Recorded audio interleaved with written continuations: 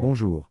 Dans un monde où les débats politiques et sociaux sont souvent réduits à des étiquettes simplistes, il est crucial de prendre du recul et d'examiner les nuances derrière les opinions et les critiques.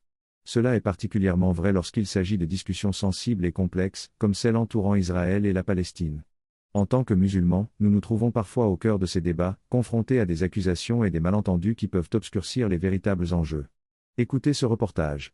Certains d'entre nous, en tant que musulmans, ressentons souvent un sentiment d'être injustement ciblés. Lorsque nous exprimons des critiques ou des opinions divergentes sur Israël, il arrive que l'on nous accuse précipitamment d'antisémitisme. Lorsque l'on porte des critiques envers Israël, il est essentiel de distinguer clairement les fondements de ces critiques. Ce n'est pas une question de religion. En effet, de nombreux Juifs partagent cette perspective, affirmant que ce n'est pas la présence de citoyens en Israël qui est contestée.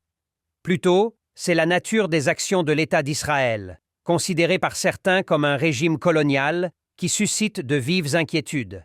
Ce régime est accusé d'avoir déplacé, et de continuer à déplacer, des populations palestiniennes, une pratique que beaucoup refusent d'accepter.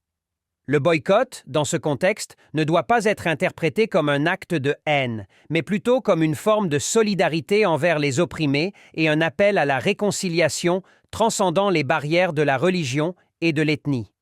Affirmer que soutenir le boycott est synonyme d'antisémitisme est une simplification excessive.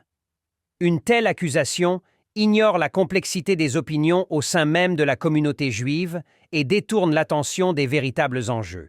En fin de compte, le débat ne concerne pas l'antisémitisme, mais plutôt la recherche de la justice et de l'équité pour tous les peuples, indépendamment de leur origine ou de leurs croyances.